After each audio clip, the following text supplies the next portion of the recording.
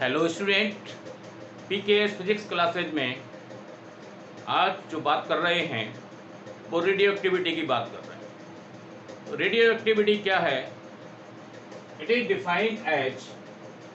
Defined as spontaneous disintegration. That means ये एक disintegration है, स्पॉन्टेनियस डिसइंटीग्रेशन है फ्रॉम हैवी न्यूक्लियाई, जो यानी न्यूक्लियस होते हैं, कौन से वाले? जो हैवी न्यूक्लियाई होते हैं उनसे यानी कि डिसइंटीग्रेशन होता है अल्फा, बीटा एंड गामा। लेकिन अल्फा, बीटा, गामा एक साथ यानी अल्फा और बीटा एक साथ नहीं होते।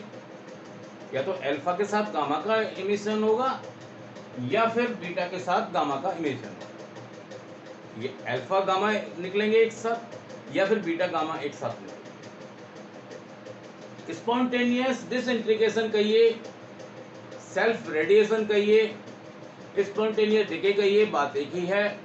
दैट मीन्स यानी कि ऐसा यानी न्यूक्लियाई जो अनस्टेबल हो, जो अनस्टेबल होगा उससे अपने आप यानी रेज निकलेंगी, हमें कुछ करना नहीं पड़ेगा, स्पॉन्टेनियस डिसइंटीग्रेशन होगा। या फिर जो हम कह सकते हैं यानी क्या होगा, सेल्फ यानी डिके होगा। सेल्फ डिके किसके रूप में होगा? सेल्फ वेयर रेज के रूप में होगा, रेडिएशन के रूप में होगा। कहाँ से होगा?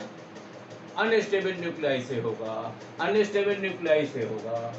क्या अनस्टेबल न्यूक्लियाई इफेक्टेड होते हैं एक्सटर्नल फैक्टर से?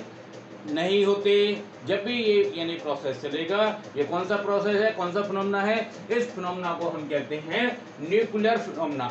ये कौन सा फिनोमेना है? न्यूक्लियर फिनोमेना है। ये कौन सा फिनोमेना है? इट डज नॉट इफेक्टेड, ये इफेक्टेड नहीं होता एक्सटर्नल यानी फैक्टर से।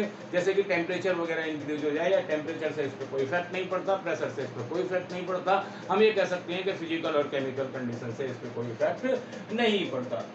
सम सब्सटेंस, कुछ सब्सटेंस ऐसे होते हैं जो कि इमिटेट करते हैं self radiation in form of alpha, beta, gamma.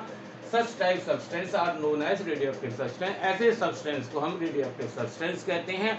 ऐसे सब्सटेंस यानी जो बहुत ज्यादा हैवी न्यूक्लियाई वाले होते हैं, वो बहुत ज्यादा यानी अल्फा, बीटा, गामा को क्या करते हैं? इमिटेट करते हैं। दैट मीन्स ऐसे यानी हैवी अनस्टेबल न्यूक्लियाई यूरेनियम और थोरियम को माना जाता है, क्योंकि इनमें जो रेशो होता है। अब कैसे पता करें कि कौन से यानी कि अनस्टेबल ज़्यादा हैं? तो डेट मीन्स यानी मेरे हिसाब से जो देखा जाता है, न्यूट्रॉन और प्रोटॉन, न्यूट्रॉन और प्रोटॉन इनका जो रेशो है यानी 1.5 और एबव 1.5 अगर होता है, न्यूट्रॉन और प्रोटॉन का रेशो 1.5 या एबव 1.5 होता है, तो वो बहुत ज़्यादा यानी स्टेबल होते हैं, अनस्टेबल होते हैं, बहुत ज़्यादा अनस्टेबल होते हैं। जिनमें न्यूट्रॉन और प्रोटॉन का रेशो 1.5 या 1.6 होता है, 1.51, 1.52 या ऐसे ज़्यादा होता है 1.5 से, तो वो अनस्टेबल होते हैं, लेकिन अनस्टेबल बहुत अच्छे होते हैं। डेट मीन्स ये है। और जिनमें न्यूट्रॉन और प्रोटॉन का रेशो 1 होता है, डेट मीन हम ये कह सकते हैं न्यूट्रॉन और प्रोटॉन अगर यानी कि बराबर होते हैं, तो ऐसे यानी कि न्यूक्लियाई स्टेबल न्यूक्लियाई होते हैं। ये इनसे सेल्फ यानी कि रेडिएशन नहीं होता, इनसे यानी कि स्पॉन्टेनियस प्रोसेस नहीं होती, या हम ये कह सकते हैं इनसे डिसइंटीग्रेशन नहीं होता, या हम ये कह सकते हैं इनसे डिके नहीं होता। किसका डिके नहीं होता? अल्फा, बीटा या गामा का डिके नहीं होता, जिनमें न्यूट्रॉन और प्रोटॉन की संख्या बराबर होती है। That mean number of neutron अगर नंबर ऑफ प्रोटॉन के इक्वल हैं, तो उनसे सेल्फ रेडिएशन हो ही नहीं सकता।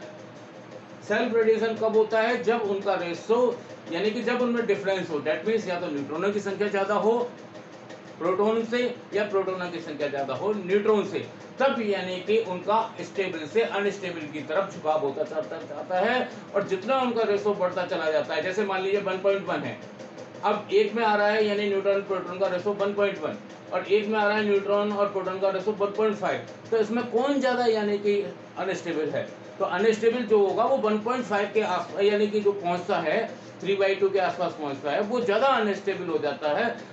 और जो 1.1 या 1.2 है वो अनस्टेबल है, लेकिन यूरेनियम और थोरियम से कम अनस्टेबल है। बहुत आसानी से पहचाना जा सकता है। तो ये आप याद रखेंगे कौन अनस्टेबल है और कौन स्टेबल है।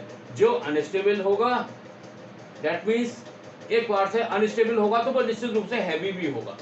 जो अनस्टेबल होगा वो निश्चित रूप से हैवी न्यूक्लियाई होगा, और हैवी न्यूक्लियाई के रूप में बहुत अच्छे यानी कि हैवी न्यूक्लियाई के रूप में यूरेनियम और थोरियम माने जाते हैं, जिनमें न्यूट्रॉन और प्रोटॉन का रेशो लगभग 1.5 के आसपास या उससे ऊपर होता है। ऐसे सभी यानी कि जो होते हैं वो हैवी न्यूक्लियाई वाले माने जाते हैं। दैट मीन्स हैवी न्यूक्लियाई वाले या अनस्टेबल न्यूक्लियाई वाले सेल्फ रेडिएशन करते हैं। बहुत अच्छे से समझा दिया। फिर भी अगर कोई दिक्कत हो तो मेरे को कॉल करें, कमेंट्स करें, व्हाट्सएप करें, और मेरे चैनल PKS फिजिक्स क्लासेस को लाइक एंड सब्सक्राइब करें। Thank you for today class.